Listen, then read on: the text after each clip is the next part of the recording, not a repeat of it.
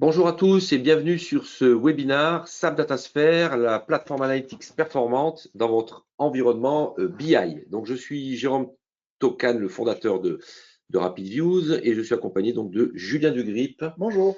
Notre directeur technique. Le webinaire devrait durer à peu près 50 minutes. On a coupé l'ensemble des micros. N'hésitez pas à poser des questions à travers l'outil de chat qui est à votre disposition et on prendra l'ensemble des questions au fil de l'eau à la fin de la session. Alors, je vais présenter RapidViews très rapidement. On va derrière parler de SAP DataSphere, vous faire une présentation de la plateforme SAP DataSphere.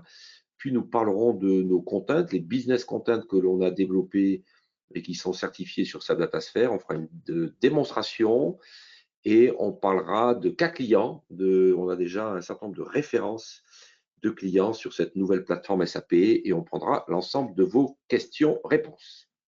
Alors, RapidViews, on est éditeur de logiciels spécialisé sur les solutions analytics de SAP et notre objectif est donc d'accélérer le temps et donc le déploiement des projets SAP Analytics.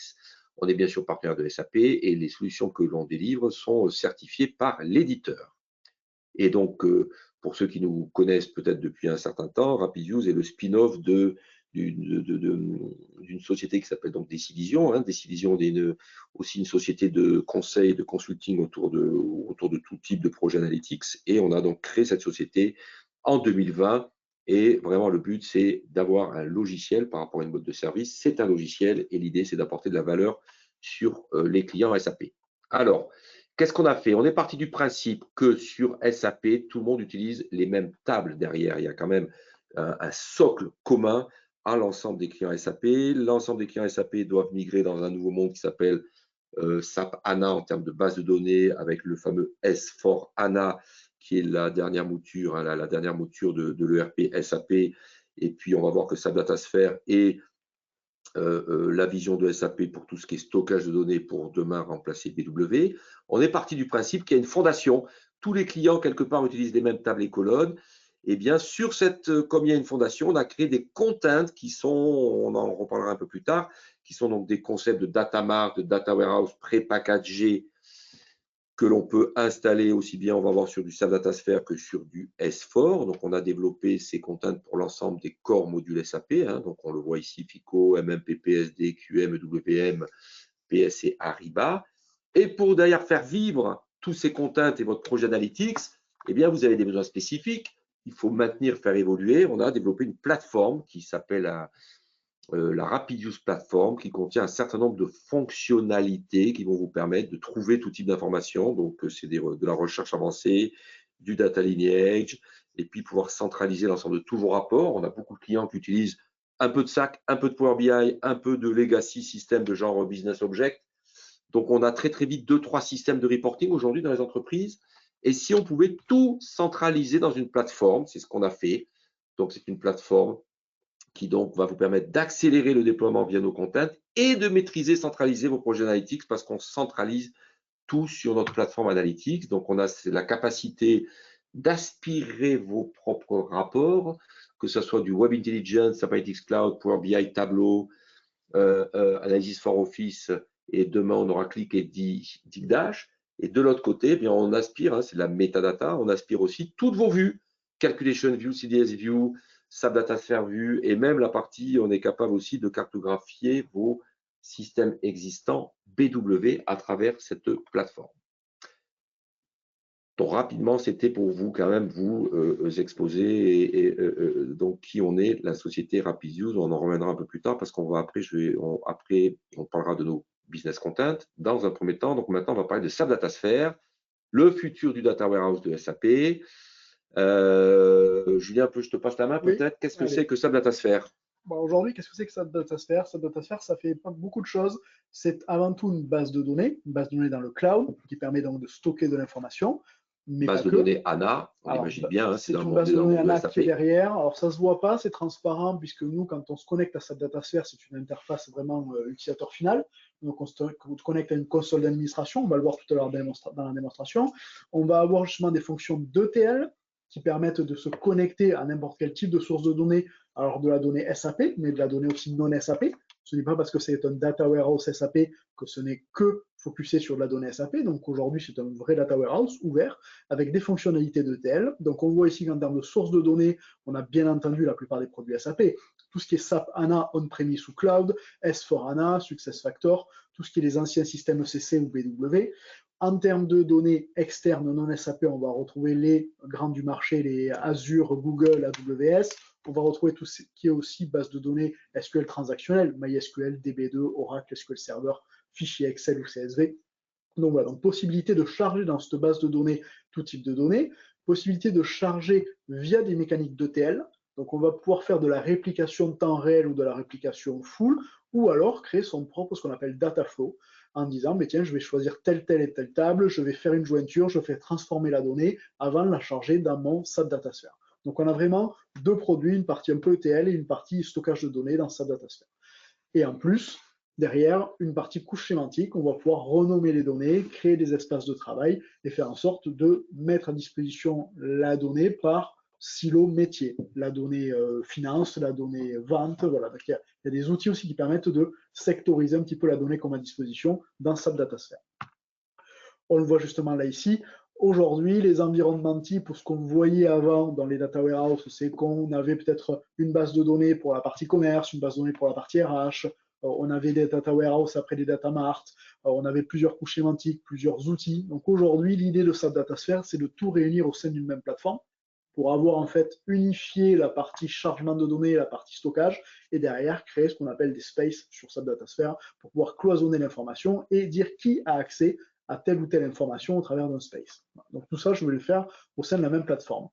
Derrière, une fois que j'ai chargé mes données, une fois que j'ai créé mes spaces, je vais avoir une couche un petit peu de data où je peux modéliser ma donnée, on va dire la couche un petit peu basse, où je vais vraiment modéliser, faire les jointures, les agrégats, les transformations, et une couche dite métier, où là, à ce moment-là, je vais attaquer plutôt la couche sémantique. Je vais renommer mes objets, je vais donner des bonnes formules, une bonne syntaxe à tous mes KPI, à toutes mes mesures, je vais cloisonner ça dans des espaces de type, tiens, qu'est-ce qui est les ventes, qu'est-ce qui est les achats, qu'est-ce qui est la finance, et je vais ensuite gérer les accès au sein des utilisateurs et des outils de reporting à tel ou tel espace de données. Voilà. Donc je gère quand même tout ça au sein d'une seule et même plateforme.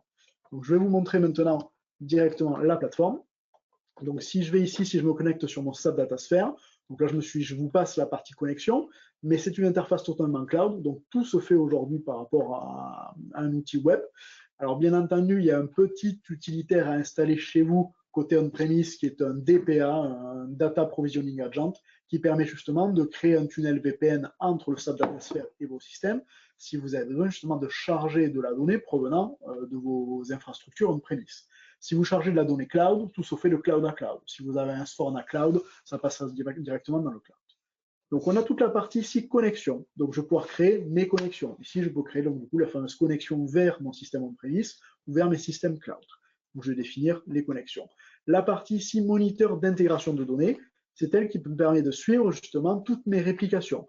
Donc je vais pouvoir avoir accès ici à tous les flux de réplication que j'ai configurés, soit des flux de réplication de type table distante. À ce moment-là, dans mes tables distantes ici, je vais avoir virtualisé la réplication. Ma table va rester distante, donc les données vont rester sur ma table et je vais virtuellement les voir dans SAP Datasphere. À ce moment-là, c'est SAP Datasphere, à chaque fois qu'il a besoin d'accéder à la donnée, qui va faire une requête de lecture, qui la monte en mémoire, et une fois que vous n'en avez plus besoin, la mémoire se vide. Donc dans ce cas de figure-là, c'est ce qu'on appelle le remote table. On peut virtualiser la donnée et ne pas forcément tout restocker sur SAP Datasphere. Nous avons la partie ici flux. Le flux, c'est vraiment le transfert de données vers SAP Datasphere. Là, on va programmer le flux. Si je clique ici sur un flux, je vais avoir la partie batch et planification qui va me permettre, en termes d'horodatage, de savoir à quel moment je planifie, à quel moment je schedule le chargement de la donnée dans mon SAP Datasphere. Donc, j'ai vraiment plusieurs modes de chargement. Ça s'apparente vraiment à une partie ETL. Si je passe ici sur la partie Data Builder, là, je vais pouvoir faire de la modélisation. Alors, en termes de modélisation, je vais avoir accès justement au fameux flux.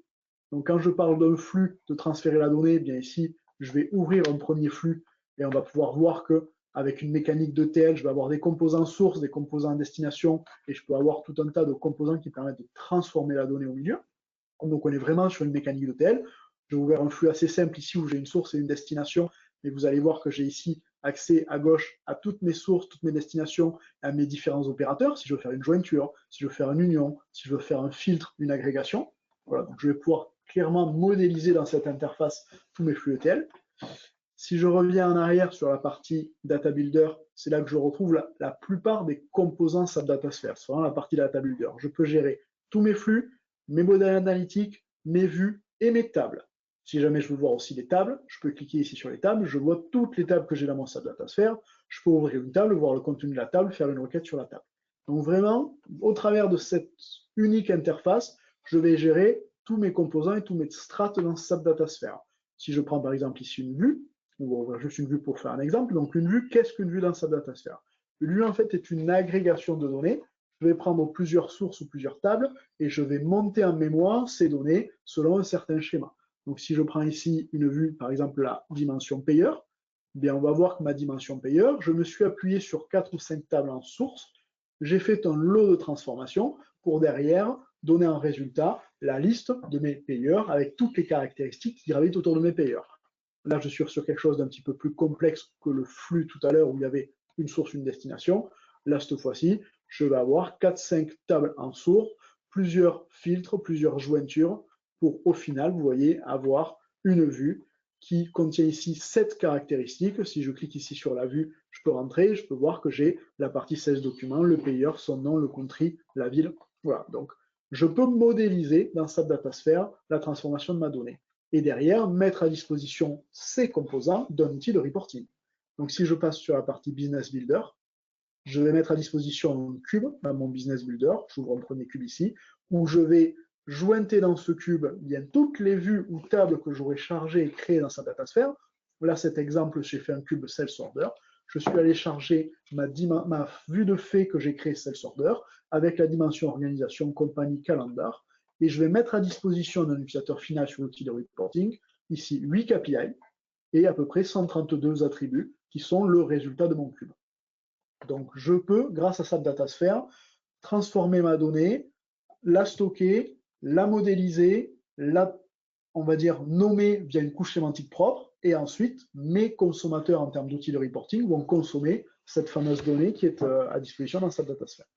Donc, pour essayer de résumer, parce que tu es allé quand même très très vite, j'espère que tout le monde a bien suivi. Donc, c'est une plateforme cloud, donc dédiée quand même à SAP, parce que le stockage derrière est quand même de la donnée SAP. En tout cas, dans un premier temps, il y a toute une série de connecteurs qui sont quand même dédiés au monde SAP quand même, il faut le dire, qui va te permettre donc, de télécharger ou des tables, ou alors de faire ce que tu appelais du virtuel. Hein. De laisser la donnée stockée en source, voilà. De l'avoir quand même disponible dans sa DataSphere. Donc, rien que sur cette partie-là, on sait qu'SAP est très puissant parce que tu vas pouvoir facilement accéder à du ECC HANA ou du S4 et donc transférer ta donnée dans cette plateforme. Donc, on reste entre un système SAP HANA à un autre système SAP HANA, hein, sa DataSphere. Oui. Donc là, il y a un vrai avantage, c'est qu'on passe d'un système HANA vers HANA et c'est quand même beaucoup plus simple que de générer du code SQL pour aller gratter des tables et ramener de la donnée. On reste dans SAP, donc là, c'est quand même un vrai avantage. Exactement. Puis tout ce qui est connexion, c'est très natif, c'est très intégré. Donc les connexions se font très facilement. Donc ça, c'est quand même l'avantage principal de SAP. Et donc derrière, dans cette plateforme, on voit donc des fonctionnalités. Tu nous as parlé des data builders où tu peux, quand tu as remis tes tables, pouvoir créer des sortes de vues qui sont ces concepts un peu de vues un peu sophistiqués où tu vas pouvoir lier plusieurs tables derrière. Donc, c'est ce concept, justement, on va y venir, de dimension et de modélisation, aussi bien de tables de vue de dimension que de tables de fait. Exactement. Sur lequel, au-dessus, dans ton business builder, tu as développé l'équivalent de ce qu'on appelle un data mart ou un cube, cube ou data mart, qui contient ce concept de table de fait avec ses dimensions autour pour répondre à un besoin donné, sur lequel tu vas pouvoir actionner ou pas certains champs. Oui. Derrière, via ton système, tu vas pouvoir renommer l'ensemble de ces champs. Exactement. C'est ce que tu avais fait dans mon business builder. Ici, donc ici, on va retrouver des champs qui sont renommés. Exactement. Et c'est ça que tu vas pouvoir mettre à disposition via un outil de reporting. Alors, ça peut s'appeler bien sûr SAC, SAP Analytics Cloud, qui est l'outil maintenant phare de SAP, mais tu peux y accéder aussi bien avec du Power BI, du Business Object, du Web Intelligence, du Tableau ou autre. Tout à fait. Aujourd'hui, la plateforme SAP DataSphere est une plateforme ouverte. On est Bien d'accord. entendu, il y a un connecteur natif dans SAC. Je vous montrerai tout à l'heure dans ma deuxième démonstration où je fais une nouvelle story et automatiquement, il me montre tout ce qu'il y a dans SAP DataSphere. Mais aujourd'hui, un Power BI ou n'importe quel outil agnostique peut se connecter puisque SAP DataSphere ouvre la possibilité d'être accédé par d'autres outils via une connexion standard. D'accord. Voilà. Et après, justement, c'est là où on reparlera de RapidViews, où on a développé ces fameux business content qui sont utilisés aussi bien sur du S4HANA, du ECC HANA et maintenant certifiés sur SAP DataSphere. On a déjà modélisé 70 à 80% d'un projet Data Warehouse qui va vous permettre justement, eh bien, toutes ces couches-là, on les a déjà pré-mâchées pour aller plus vite. Et on parlera aussi de nos références. On a aujourd'hui 6 références qui utilisent SAP DataSphere. Tout à fait. Oui, à peu près. D'accord, tu me redonnes la main. Ok, donc c'était voilà vite, mais en gros, voilà, on est d'accord. Hein. Plateforme de stockage, mais dédiée Analytics Data Warehouse, Oui. avec ses concepts de différents étages. On ramène un des tables. Après, on crée des dimensions ou des tables de faits, ou parce que c'est ce concept de remodélisation sur lequel on crée un cube ou un concept de data mart, sur lequel on renomme l'ensemble des champs qui sont accessibles à l'utilisateur via son outil de reporting. Est-ce que j'ai bien essayé de synthétiser, Julien? Tout à fait, oui. Merci. Tout à fait. C'est exactement ça. Non, parce que tu as... Bon, il faut être un peu initié, on va vite dans la présentation, mais voilà, c'est vrai que tout ça, c'est un langage. Donc, SAP a laissé la porte ouverte à ses partenaires pour développer des business content, et donc RapidViews a développé des contents sur la partie des corps modules de SAP, et on est aujourd'hui justement certifié par SAP sur la partie SAP DataSphere. D'accord, donc on a développé, on va justement revenir un peu sur ça, aussi bien sur la partie PP, QM, MM, FICO, SD, PM, PS, Ariba, EWM, on a des composants pré-packagés, pré-mâchés, donc pour accélérer le déploiement de votre solution Analytics. Et on est certifié par SAP. Sur SAP DataSphere, donc à nouveau, qu'est-ce que nous on a développé? RapidViews, et donc on a des connecteurs, donc on est capable d'accéder aussi bien à du ECC HANA, S4HANA, S4HANA Cloud et Ariba. On a des connecteurs prêts à l'emploi avec des extracteurs qui sont déjà prêts. On est capable aussi bien d'attaquer des tables que des CDS View. Oui. Les tables, c'est typiquement quand on accède à SAP. Les CDS View, typiquement, je sais que sur du S4HANA, on n'a pas le choix que d'actionner des CDS View. Oui, tout à fait. Aujourd'hui, on utilise les fonctionnalités propres à SAP DataSphere, donc ce que je vous ai montré dans la partie réplication ou moniteur de réplication. On va accéder pour les systèmes de type ECC à tout ce qui est table, puisqu'aujourd'hui on a bien accès dans les systèmes ECC aux tables, et certains systèmes ECC en fonction des versions de toute façon n'ont pas de CDS View. Donc voilà, ça n'existe pas. Donc on accède bien aux tables pour les clients dans ces systèmes-là. Et pour tous les clients qui sont déjà passés dans le monde de S4HANA ou voire même S4HANA Public Cloud, si besoin, on peut accéder directement au CDS View de SAP. C'est quelque chose d'un petit peu plus simple en termes d'accès, c'est quelque chose d'un petit peu plus préconisé aussi par SAP et qui te permet justement d'avoir accès à toute l'information que met à disposition S4. Et donc là aussi, on a développé nos propres extracteurs pour aller chercher la bonne CDS View, parce qu'il y en a quand même beaucoup de CDS View chez SAP. Donc l'idée, c'est quand même d'aller chercher la bonne CDS View pour que les performances et les temps de traitement soient quand même corrects, pour qu'on puisse avoir accès à toute la donnée dont on a besoin. Et donc ça, on a développé, entre guillemets, cette intelligence, d'aller chercher la bonne CDS View et que l'extracteur fonctionne avec le SAP DataSphere. Voilà. Ça, c'est quelque chose qu'on a encapsulé dans nos contents. Dans nos contents. Donc, on a ces extracteurs. Derrière, eh bien, on va donc avoir l'ensemble de toutes les tables à l'intérieur de SAP DataSphere, sous lequel eh bien, on a remodélisé ces fameuses tables de faits et de tables de dimensions qui vont être disponibles, sur lequel on a remodélisé nos fameux data mart, d'accord, et sur lequel on a renommé et on fournit ces fameuses couches sémantiques. Donc tout ça est mis en place dans l'application SAP DataSphere. Et derrière, eh bien, on délivre aussi des exemples de rapports aujourd'hui sur SAC il y a plus de 60 rapports prédéfinis qui accèdent aujourd'hui sur la plateforme SAP DataSphere. Exactement. Sur les modules, donc à nouveau, FICO, SDM, MPP, QM, EWM, PM, Ariba et PS. Oui, exactement. Et à nouveau, donc, on est certifié, ils sont disponibles donc, dans SAP DataSphere, on peut les actionner et ils sont, bon, bien sûr, c'est sûr, il faut quand même les acheter, bien entendu, et on est à nouveau certifié par SAP. Ok, donc là, c'était vraiment pour faire le tour de parler de SAP DataSphere. Donc, à nouveau, qu'est-ce que c'est que ces business content? Donc, je voulais quand même vous expliquer ça. Ces business content, qu'est-ce que c'est? Ce sont des pré-packages. Comment ça marche? Vraiment pour bien comprendre ce qu'on a fait. Si j'ai besoin de faire une requête et d'aller chercher mon total facturé par article, il me faut une dimension article, une dimension facture, on est d'accord? Eh bien, la dimension article, eh bien, derrière SAP, c'est comme on sait que c'est très compliqué, il va falloir accéder à un certain nombre de tables, eh bien, c'est ce qu'on a pré-mâché. On a été capable de créer la dimension en allant chercher ici l'Amara, la T134T, etc.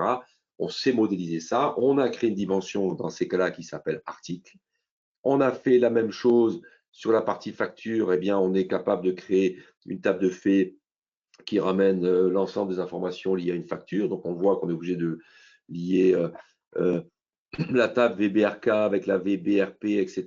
parce que c'est du transactionnel. Donc, toute l'information est splittée, bien entendu, derrière avec beaucoup de tables. On a remodélisé ce concept de table de faits pour faire, bien sûr, pour être dans le monde des analytics. Donc, on a créé ça. Et derrière, eh bien, autour d'une table de faits, on sait qu'on peut satelliser un certain nombre de dimensions avec ces concepts de schéma d'étoile ou de data mart. Donc, autour de facture, on a l'article client, statut de la facture, division, catégorie du document, organisation commerciale, calendrier et groupe. Et donc, on crée ces concepts de cube ou de data mart sur lequel on a renommé l'ensemble des champs. Donc, c'est ce qu'a développé RapidViews pendant les 2 premières années et aujourd'hui, on continue, c'est du ongoing, on continue bien entendu à faire évoluer nos modèles et on en rajouter. Donc, sur le core module de SAP, on a été des précurseurs de ces schémas en étoile. Donc, les schémas en étoile, on n'est pas pris que quoi, c'est le concept qui existe depuis la nuit des temps, pour ceux qui connaissent un peu l'état de l'art du décisionnel. Mais sur ces nouvelles architectures de SAP sur du base de données ANA, c'est ce qu'on a développé, donc des vues de fait, des vues de dimension, des data mart, couches sémantiques, et on fournit aussi des exemples de rapports. Les exemples de rapports que l'on fournit, c'est sur du Web Intelligence, Analytics Cloud, Tableau Software et Power BI, mais c'est compatible avec tous les outils du marché.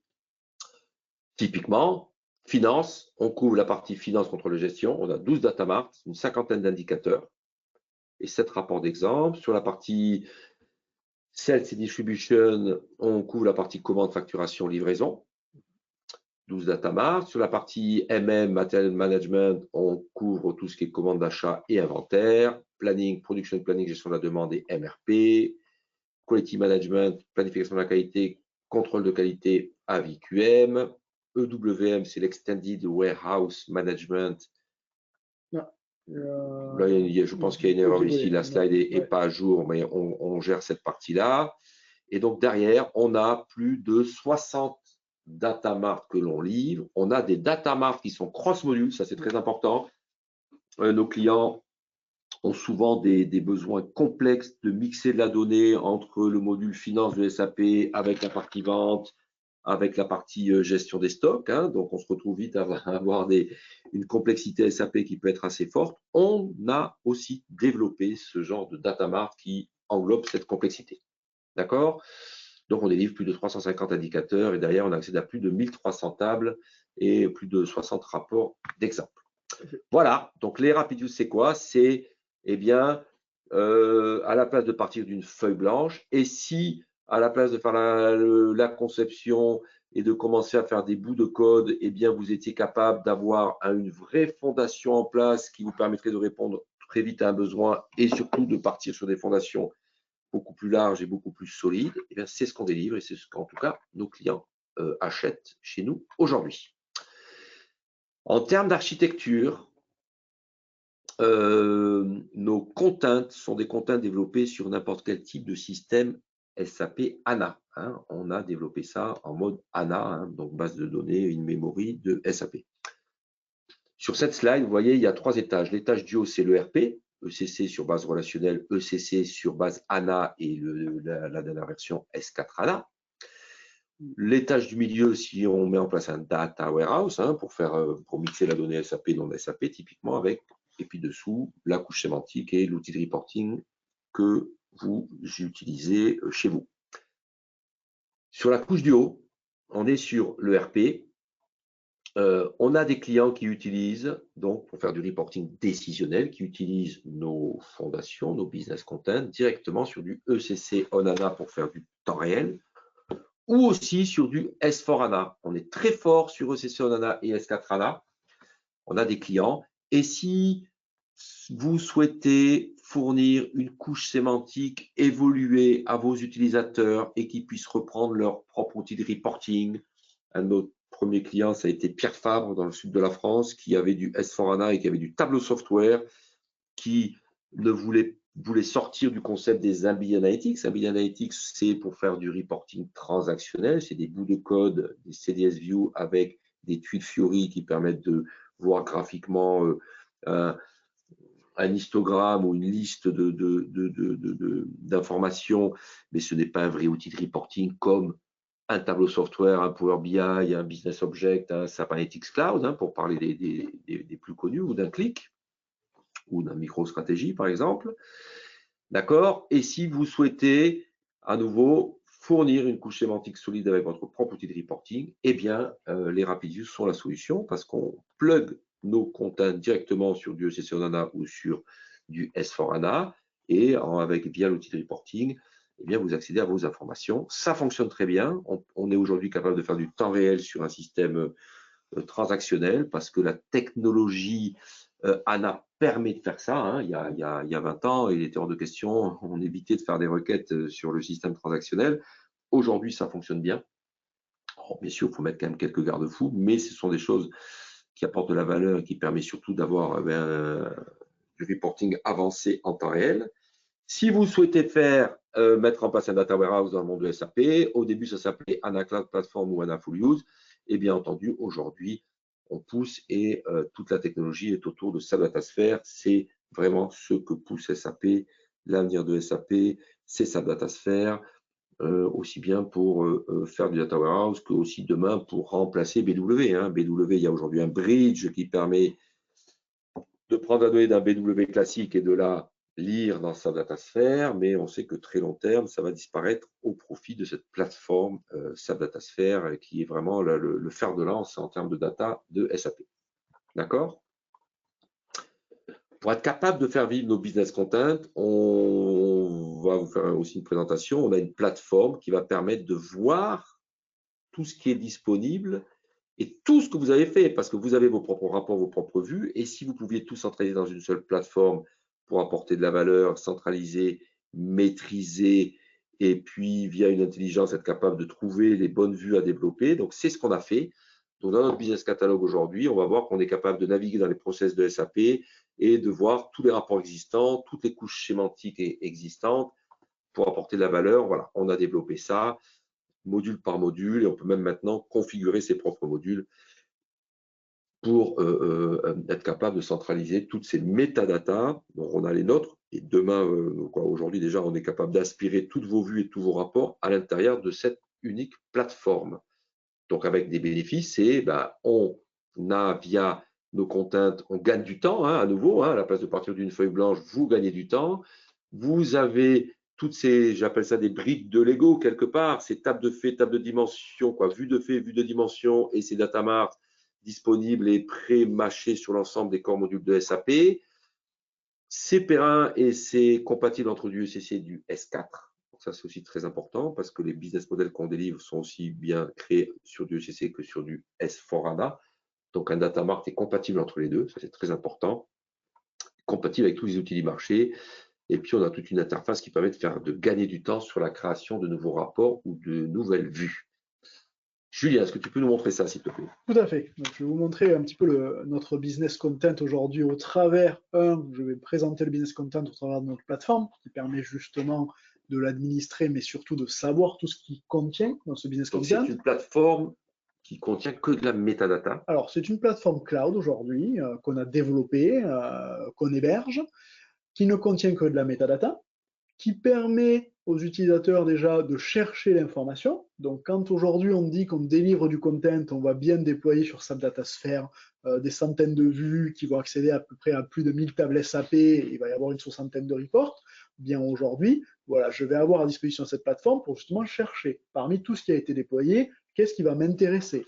Donc, je vois ici au travers de mon business catalogue que j'ai accès à la plupart ici des modules SAP, donc là j'ai 6 modules dans cet exemple, j'ai accès à 54 reports en dessous, qui sont la liste des reports de tous ces modules, j'ai accès aux différentes couches sémantiques, donc les fameux cubes ou data mart que j'ai mis à disposition, j'ai accès aux data mart, aux vues et aux tables. Voilà. Donc, tout ce qui est contenu dans SAP Datasphere va être aussi présent dans cette plateforme. Bien entendu, cette plateforme n'est pas figée. Si jamais demain un client vient faire des modifications, vient créer ses propres reports ou ses propres data marts dans sa datasphère, cette plateforme va pouvoir, via des connecteurs, va pouvoir réintégrer dans la plateforme tout ce qu'a fait le client. Donc au départ, on démarre avec une plateforme qui est pleine de no content et de ce qu'on a installé chez le client, et au fur et à mesure de la vie de l'entreprise et du client, bien, cette plateforme va s'agrémenter de tout ce qu'a fait le client, dans un but toujours unique, d'aider le client à chercher l'information, à chercher tout ce qu'il a dans sa BI et à trouver plus facilement l'information dont il a besoin. Si je repasse ici sur la partie report, par exemple, que je vais me concentrer sur de la livraison, je clique ici sur la brique livraison et automatiquement, le référentiel va me filtrer les reports que j'ai à disposition sur la livraison. Si je vais ici sur mes commandes d'achat, le référentiel va me montrer tous les reports à disposition sur la commande d'achat. Pareil sur la partie comptabilité client. Donc aujourd'hui, voilà, je peux organiser dans cette plateforme mes documents par brique métier ou par service de mon entreprise. Si ici je clique sur la partie livraison et que je vais ouvrir mon document ici aperçu des livraisons, je vais afficher ici cet objet. Je vais avoir ici accès à des informations. On parle de metadata, du nom du report, la description du report, la liste des colonnes du report et qu'est-ce qui compose le report. Et ce qui va être intéressant pour moi, c'est qu'ici, je vais pouvoir aller l'ouvrir. Donc là, je vais l'ouvrir directement dans ma plateforme de reporting. Aujourd'hui, cette plateforme RapidViews ne contient que de la metadata. On ne fait pas de développement avec la plateforme, ce n'est pas elle qui fait un outil de reporting. Par contre, je clique sur le report qui m'intéresse, une fois que je l'ai trouvé, hop, je l'ouvre sur mon outil de reporting groupe. Là, je suis connecté sur mon SAC, dans mon entreprise, et j'ai bien accès à mon report. Donc, je peux ouvrir ce report, je peux actualiser, naviguer dans le report, je peux passer en modification si j'ai besoin et accéder via la modification à ce fameux content, puisqu'on délivre donc du content, des vues, des data marts, on délivre des reports. Ces reports donc, sont connectés à un data mart ici. Si je sélectionne ici n'importe quel graphique et que j'affiche ici le data mart, j'ai un data mart ici qui est connecté, qui est le data mart Delivery Overview, dans lequel j'ai une liste de mesures à disposition. C'est ce qu'on délivre. Nous, pour un côté utilisateur, on est d'accord, ce que nous on délivre, c'est cette capacité à avoir cette fameuse couche sémantique qui contient donc l'ensemble des dimensions et des axes d'analyse. Exactement. Donc là, j'ai dans ce data mart 6 indicateurs qui me permettent d'analyser mes livraisons. Si je vais dans la liste des dimensions, là, j'ai toutes les caractéristiques du client, de la livraison, du matériel, de l'organisation commerciale. Donc, je m'appuie sur un content délivré par RapidViews dans SAP Datasphere. Ce report-là standard qui est délivré par RapidViews peut être modifié par un client, mais un client peut aussi faire ici, par exemple, cliquer Nouvelle Story. Je peux ici faire une nouvelle story, donc un nouveau report. Je vais faire un report classique et je vais aller directement chercher dans SAP Datasphere tous les contents que j'ai mis à disposition. Là, ici, si je fais ajouter des données, je vais ajouter des données à partir d'un jeu de données. Jeu de données ici, SAP Datasphere. Donc, vous voyez aussi la facilité qu'il y a quand on reste dans les produits SAP entre du SAC, du SAP Datasphere et du S4HANA. Les connecteurs sont natifs. Je vois directement mes jeux de données SAP Datasphere. Je vais aller chercher, alors dans SAP Datasphere, je vais aller chercher mon SAP Datasphere.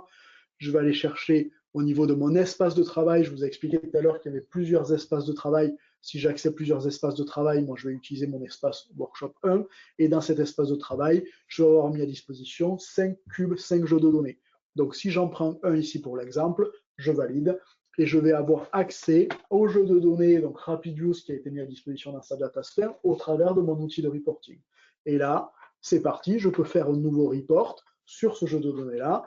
Je vais retrouver dans mon jeu de données ici, si je fais par exemple un niveau graphique, Je vais retrouver ici à droite dans mon panneau de requête la liste de toutes les mesures que RapidViews a mis à disposition via ce cube.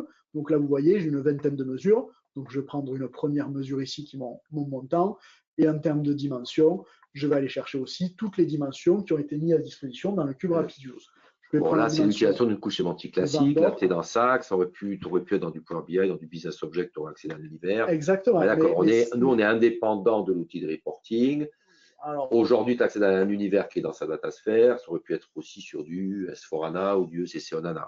Exactement. Mais nous, vraiment, le but de RapidViews, c'est de mettre à disposition dans un SAP Datasphère tous ces contents-là pour qu'un utilisateur lambda de l'outil de reporting puisse soit facilement, à travers la plateforme RapidViews, ouvrir le report qui l'intéresse quand il cherche des informations sur des livraisons, ou clairement puisse créer un nouveau report sur son outil de reporting et en s'appuyant sur une couche sémantique prédéfinie. Voilà. Donc, fondamentalement, côté utilisateur, on délivre, nous, on prémâche ces concepts de couche sémantique, même si, bien entendu, on a vu qu'il fallait modifier, changer les règles de calcul.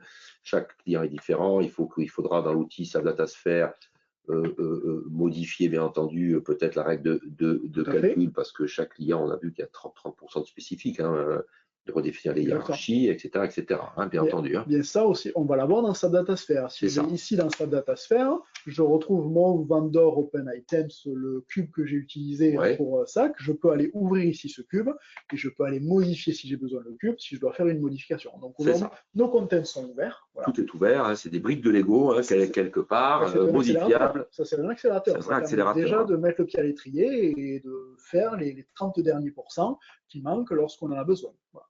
Exactement. Voilà. J'ai fini ma démonstration. Voilà, c'était juste pour montrer un petit peu. Là, je montre le content dans SAP Datasphère maintenant, un peu plus technique. Voilà, là, tu es redescendu sur la partie technique. S'il fallait, bien entendu, changer des règles de calcul ou modifier des hiérarchies, ça se ferait là. Et si tu réouvres ton outil donc ton outil de reporting, on est d'accord, donc tu as les couches sémantiques disponibles, c'est ce qu'on délivre. Et ta plateforme, si tu recliques sur la Smart Repository, ici, c'est une plateforme qui nous permet donc de naviguer et de faire des recherches, de pouvoir trouver tous les rapports, toutes les couches sémantiques, toutes les tables et les colonnes que l'on a développées derrière. Si je passe sur les vues ici, si je vais sur ma comptabilité client dans les vues, voilà, je vais retrouver mes vendors, mes customer view sur la partie fournisseur. Mon fameux vendor item, il est bien là. Donc, voilà, et on a des fonctions de data lineage. C'est peut-être pas trop le but aujourd'hui, mais on est capable à chaque fois d'ouvrir un composant. Oui, tout à fait. Là, par exemple, le vendor items, la fameuse vue que j'ai trouvée et que j'utilise sur sa datasphère, si je l'affiche ici dans ma plateforme, il va me remontrer son nom, il va me remontrer la liste des colonnes. Donc, toutes les colonnes que j'ai montrées tout à l'heure sont bien présentes là. Et en termes de suivi de données, il va me dire exactement d'où proviennent la donnée. Donc, c'est-à-dire que dans SAP Datasphère, pour créer cette vue vendor items, j'ai utilisé ces 4 tables-là dans SAP. Et donc, la plateforme me donne aussi très rapidement cette vision en termes de lineage de d'où proviennent la donnée. D'accord. On a des clients qui n'ont acheté que qui ont fait l'acquisition de la plateforme que pour faire du data lineage avancé sur tout leur ensemble de leur propre CDS View qu'ils avaient développé sur du S4HANA. Exactement. Voilà. Parce qu'on est très fort sur cette partie-là aussi. On est un des rares à faire ça de façon aussi exhaustive sur la partie justement de ces Calculation Views, SAP Datasphere View, CDS View. Et puis surtout d'être connecté à l'outil de reporting, d'être capable d'aller accéder à du Power BI, du SAC ou du Business Object et d'avoir le data lineage qui part de la table à la construction, la couche sémantique et jusqu'au détail du rapport. Exactement, tout à fait. Merci Julien. On va parler de cas clients. D'abord, voilà nos références. On a aujourd'hui à peu près une vingtaine de clients qui utilisent nos technologies RapidViews. Aujourd'hui, en termes sur la partie SAP Datasphère, on est à peu près 6 clients aujourd'hui qui utilisent nos contents sur du SAP Datasphère. Donc, on est très fiers de ça parce que ça montre qu'on a une vraie valeur ajoutée et que les premiers projets, que beaucoup de clients qui ont démarré, qui commencent sur des gros projets SAP Datasphère, eh bien, sont ravis d'utiliser nos contents parce qu'à la place de partir d'une feuille blanche, eh bien, on part d'un existant et c'est là où on apporte une vraie valeur. En transport, on travaille chez Engie, Souci Group, Exertis Et puis deux clients qu'on vient de signer, alors je ne peux pas dire les noms, mais qu'on est en train il y en a un, on est en train de signer, l'autre on l'a signé très récemment, donc deux gros clients français. On a beaucoup de clients qui utilisent notre technologie directement sur du ECC on HANA ou sur du S4 HANA pour faire du temps réel. Ça aussi très important, hein, ça permet d'apporter une vraie valeur. On a beaucoup de clients qui à peine ils ont fini de migrer sur du S4 HANA, ils réalisent que tout ce qui est analytics, ils ne sont peut-être pas à jour. Ils veulent réutiliser leur propre outil de reporting, avoir des couches sémantiques, comme tu nous as montré, Julien, solides. Et là, on a une valeur très forte. Hein, et ça peut aller aussi relativement vite parce qu'aujourd'hui, on implémente à peu près chaque module en une dizaine de jours. Hein, donc, il y a du paramétrage, bien entendu, à faire pour reprendre vos spécificités, mais donc ça va vite l'implémentation.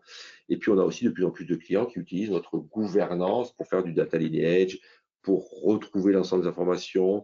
À travers cette plateforme de gouvernance, ils vont justement centraliser tous leurs rapports et les vues qu'ils ont développés et avoir une intelligence centralisée qui vous fait aussi gagner du temps. Donc voilà, on a vraiment une vingtaine de références avec des clients qui sont très contents. Donc on est ouvert aussi à vous mettre en relation avec eux. N'hésitez pas, c'est ce qu'on fait tous les jours et ça se passe très bien. Justement, en termes de référence, un premier use case, Exertis. C'est un client anglais qui avait commencé une maquette à faire un prototype et qui hésitait entre SAP Datasphere et Snowflake, hein, donc la base de données cloud data warehouse de type Snowflake. Eh bien, on a été capable de démontrer que SAP Datasphere plus nos content, eh bien, on apportait énormément de valeur et ça permettait pour ce client, qui était un client qui avait du ECC on HANA, eh bien, d'aller très vite dans la construction de son nouveau projet Data Warehouse. C'est un client qui utilise du Web Intelligence et du Power BI, plus que l'on plug sur du SAP Datasphere, et eux, ils ont fait l'acquisition de nos modules, la partie finance, Sales and Distribution et Material Management. Et en 2 mois, les premiers rapports étaient livrés, donc c'est allé aussi très vite. Et on a un rapport, on a un client donc qui est très satisfait, anglo-saxon, qui est très satisfait de notre solution. Un autre client, c'est un client canadien, Souci Group. C'est d'ailleurs eux qui ont fait la présentation de notre retour d'expérience en octobre dernier à l'USF, hein, en France. C'est un client qui est sur du S4 HANA Public Cloud. Donc, quand on est sur du Public Cloud, c'est un peu compliqué parce qu'on ne peut pas faire ce qu'on veut en termes de reporting. On ne peut que accéder à certains types de CDS View. On a fait des maquettes avec eux. Ça a pris un certain temps parce qu'au début, on a un peu galéré, hein, pour être très honnête. On ne savait pas trop comment faire parce que c'était quand même très nouveau. Et c'est là où, voilà, en travaillant beaucoup avec eux, on a trouvé le moyen. On actionne donc ces fameux CDS View côté S4HANA Public Cloud. Et à partir de là, eh bien, on a développé tous ces connecteurs et ces extracteurs. Donc, maintenant, tout est en place. On sait extraire l'ensemble des CDS View qui simulent ces concepts de table du S4HANA Public Cloud. On est capable de remplir donc, le SAP Datasphere très rapidement, sur lequel on a replugué ces concepts, hein, de rapid use, hein, vue de fait, vue de dimension, data mart et couche sémantique. Et là, pareil, on a un client qui est extrêmement content. En quelques mois, il avait tout son reporting qui était en place. Eux, ils ont les modules FICO, SD, MMPP. Ils utilisent voilà, aussi toutes nos fonctions de search, de data lineage pour trouver à tout moment tout type d'informations stockées dans notre plateforme. Troisième cas, là, c'est un client qui avait fini d'implémenter son S4HANA et qui s'est rendu compte que il lui manquait toute sa couche analytics.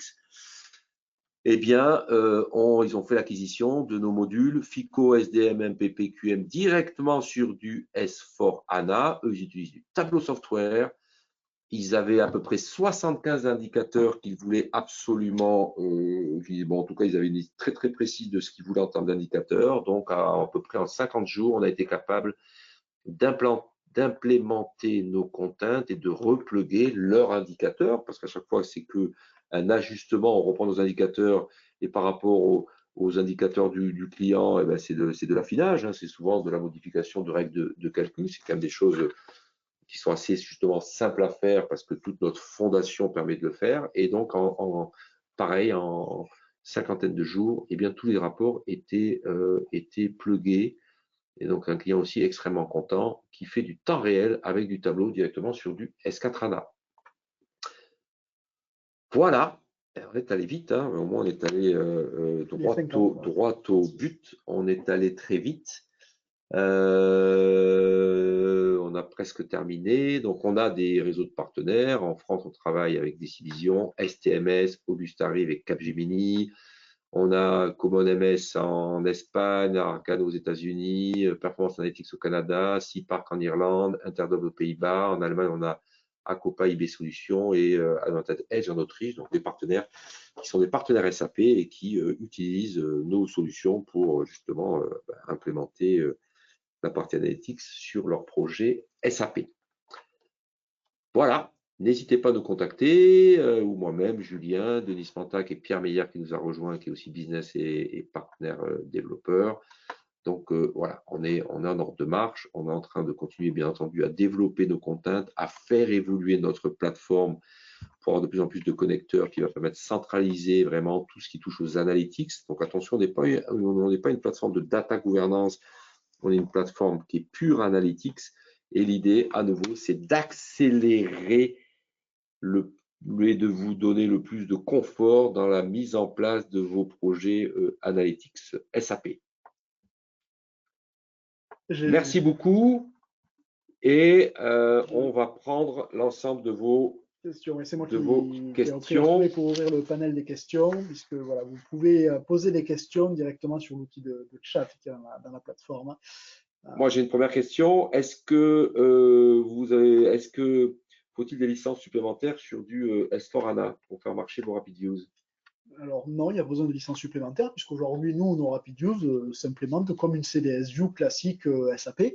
Donc voilà, on s'implémente au même endroit qu'une CDS-View, on a la même technologie, le même mode de fonctionnement. Donc aujourd'hui, c'est quelque chose qui est autorisé par SAP de créer des vues justement pour pouvoir mettre à disposition de la donnée. Donc non, il n'y a pas besoin de licence supplémentaire. Hein. Vos licences runtime que vous avez, les licences de vos utilisateurs couvrent l'utilisation des vues Rapid Use qui sont implémentées dans S4. Sur S4HANA, est-ce que vous utilisez du code CDSView ou Calculation Views? Alors, comment ça marche? Il y a deux types de codes sur SAP pour accéder à la donnée. C'est une sorte de SQL, c'est ça? Oui, alors principalement, quand même, sur S4HANA, on utilise la CDSView. Donc, on a des vues de type CDSView. La calculation de vue marche. C'est ce que veulent faire les trois quarts des clients, veulent passer par les CDSView, même si c'est un code qui est moins lisible que les Calculation Views. Si on reprend un petit peu à la base, une Calculation Views aujourd'hui est une vue de type base de données qui est plutôt graphique quand on l'a fait. Donc, on a un outil de développement qui s'apparente à des outils de modélisation tels qu'un univers business object, tel qu'un cube. Voilà. Donc, on a un vrai outil de modélisation pour faire une calculation view. Par contre, c'est une vue dite de base de données. Ça marche très bien sur ECC on HANA, puisque là, sur les premières versions de ECC on HANA, les CDS n'existaient pas. Ça marche aussi sur S4HANA. On reste limité dans certaines fonctionnalités. On ne peut pas réutiliser la sécurité de SAP, on n'accède pas à la couche applicative, donc il y a certaines choses qui ne sont pas visibles dans une calculation view. Mais ça fonctionne bien et en termes de maintenance et de modélisation, c'est facile. Une CDS view, ça ne marche que sur S4HANA et que sur la couche applicative. C'est un mélange de code ABAP et de code SQL. Ça reste quand même du script. Il n'y a pas d'assistant de modélisation. On n'est pas sur quelque chose de graphique. Donc, c'est plus complexe à mettre en œuvre et à maintenir. Par contre, on a accès à un peu plus de choses. On a accès à la sécurité de SAP. On a accès à certains modules fonctions qui sont dans la couche applicative. Voilà. Et aujourd'hui, SAP sur S4HANA préconise l'utilisation de CDSU. Donc, c'est vrai que pour les clients CDSU, pour les clients S4HANA, nous, on part plus sur de la CDSView, mais c'est aussi à la discrétion du client. S'il est plus à l'aise avec la calculation view que la CDSView, on fera de la calculation view. Voilà. Les deux sont possibles sur S4. D'accord, merci Julien. J'ai une question. Bonjour, existe-t-il des connecteurs avec Crystal Report? Alors, oui, ça fonctionne avec Crystal Report. Aujourd'hui, notre business content, on n'a pas de documents ou standards qui délivrent avec du Crystal Report. Mais par contre, tous nos contents qui vont être déployés sur S4HANA, sur SAP Datasphere, avec Crystal Report, vous allez pouvoir vous connecter à un SAP Datasphere ou un système S4HANA et voir la vue. Voilà. Par contre, on n'aura pas de rapport prédéfini puisqu'on n'a pas de rapport Crystal. Mais si c'est Crystal Report, votre outil de reporting, oui, ça va fonctionner avec les Rapid Use qu'on va déployer dans S4HANA, dans ECC on HANA ou dans SAP Datasphere. Tout à fait. Peut-on modifier les couches sémantiques qui sont fournies? Oui, on en a parlé tout à l'heure. Là, je ne l'ai pas forcément montré dans ma démonstration, mais tout ce qu'on faut. Alors, en fait, on s'efforce de fournir des choses qui sont développées avec les outils de SAP. Donc, quand je fournis les CDS View, elles sont développées avec les outils de SAP et sont modifiables par n'importe quel client qui a l'outil de développement de SAP installé chez lui. Si je fournis les vues de SAP DataSphere, elles sont modifiables par le client dans son SAP DataSphere, et ainsi de suite. Voilà. Notre but n'est pas de faire une boîte noire. Hein. On l'a dit, on n'est pas capable de faire un pré-package qui répond à 100% à tous les besoins des clients. Donc, on fait un accélérateur qu'il faut continuer, on va dire, à personnaliser et à customiser sur les 30 derniers pourcents pour parfaire les besoins des utilisateurs. Quelle charge prévoir pour un POC, un prototype FICO?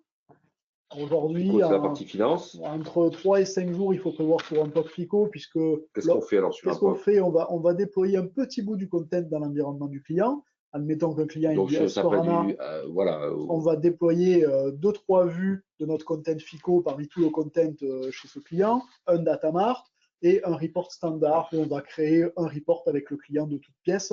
Et là, en quelques jours, en fait, on a pu déposer le bout du content et créer le report. Donc, ça va très vite. Si on est sur du SAP DataSphere, plusieurs possibilités. Soit on prend un trial chez SAP, SAP DataSphere, et on déploie pareil une ou deux vues dans ce trial qui connecte au système du client. Soit nous, on a notre propre trial de test que l'on peut utiliser justement pour faire un test, un POC directement chez un client. Donc en général, nos clients nous challenge parce qu'ils ont des cas précis de rapports un peu sophistiqués à créer. Hein, et donc l'idée, voilà, c'est vous venez avec vos propres cas, ce sur quoi vous avez des gros problèmes peut-être de création de rapports avancés, et puis on délivre les bouts de code, les bouts de content qui vont bien, et on répond à vos besoins. Hein. C'est la meilleure façon de tester, c'est comme ça que ça marche. Tout à fait. J'ai une autre question là, qui vient d'arriver. Dans le cas d'un SAP DataSphere avec du content SAP et non SAP, base SQL dans Azure, MS Dynamics, est-ce que RapidView s'intègre également avec cette partie non SAP? Alors oui, dans SAP DataSphere. C'est-à-dire que si dans SAP DataSphere, vous avez notre content RapidView installé, de déployer, qui est connecté à S4HANA, qui ramène toutes les données, vous avez dans votre SAP DataSphere un connecteur SQL Server qui ramène dans une autre vue à côté des données d'un CRM. On va avoir ces deux vues-là qui vont cohabiter au même espace. Bien entendu, après, on va pouvoir faire une jointure, on va pouvoir lier ou faire une vue on top qui fait la jointure entre de la donnée SAP et de la donnée qui vient de votre système externe, Azure par exemple. Il faut-il trouver la bonne clé de jointure? Mais aujourd'hui, oui, c'est compatible. Bien entendu, ce n'est pas intégré natif avec le Content RapidView, mais ce n'est pas fermé, ce n'est pas interdit. On a beaucoup de clients qui, l'exemple typique qui me revient en tête, c'est le budget. On a beaucoup de clients qui n'ont pas leur budget dans SAP et qui ont soit un fichier Excel, soit une base de données à part, soit un outil de BPC à côté. Et ce qu'on fait très souvent, on charge dans certaines tables de budget et on met en lien avec les articles, les clients et le réaliser ce budget-là. Voilà. C'est quelque chose, c'est de la customisation qu'on va faire directement. Oui, on va customiser, comme tout est dans SAP DataSphere, on va pouvoir justement tout customiser, on va pouvoir réimporter l'ensemble de toutes les tables et toutes les vues à l'intérieur de notre plateforme RapidView pour à nouveau centraliser, gérer et maintenir tout ça. Ok, et comment gère-t-on les hiérarchies? Alors là, plusieurs façons de gérer la hiérarchie. Dans tous les cas, de toute façon, toute hiérarchie créée dans SAP est récupérée dans nos contents, dans une calculation view, CDS view, SAP DataSphere. Voilà. En fonction de la technologie, ce n'est pas affiché de la même manière. Quand on est sur de la CDS view, sur du SAP DataSphere, on va bien avoir dans l'outil de reporting la hiérarchie avec un petit plus qui permet de la déplier, un peu comme un cube. Quand on est sur de la calculation view, ou quand on connecte des outils non SAP, du Power BI, du QuickView, on va plutôt avoir une hiérarchie à plat. C'est-à-dire que dans notre content, on va mettre à disposition à côté du nom et du code client le niveau 1, 2, 3 et tous les niveaux de la hiérarchie du client, pour pouvoir mettre à disposition quand même des utilisateurs toutes les caractéristiques de la hiérarchie. Voilà. Donc on a plusieurs approches pour la hiérarchie, ça dépend surtout de l'architecture et des outils qu'utilise le client. Mais dans tous les cas, on a développé ce qu'il fallait dans nos contents pour récupérer toutes les hiérarchies créées dans SAP. Et si vous mettez à jour votre hiérarchie dans SAP, automatiquement, ça se met à jour dans le content. D'accord. Est-ce qu'il y a des questions supplémentaires? S'il n'y a pas de questions supplémentaires, eh bien, nous allons arrêter notre webinaire. On est dans les temps, il est 55, donc on est pas mal. Écoute, merci en tout cas. Merci Julien pour cette présentation et cette démonstration. Merci à vous tous de nous avoir suivis. N'hésitez pas à nous contacter, n'hésitez pas à nous challenger, que ce soit pour des démos au sein de votre entreprise ou bien entendu des POC, hein, des prototypes. C'est ce qui marche le mieux. Le mieux, c'est de tester notre solution. C'est ce qu'ont fait tous nos clients et c'est le meilleur moyen de vous démontrer notre valeur. Merci à tous d'avoir participé à ce webinaire. Merci Merci. bien. Merci. Au revoir. Bonne Au journée. revoir. Bonne journée à vous.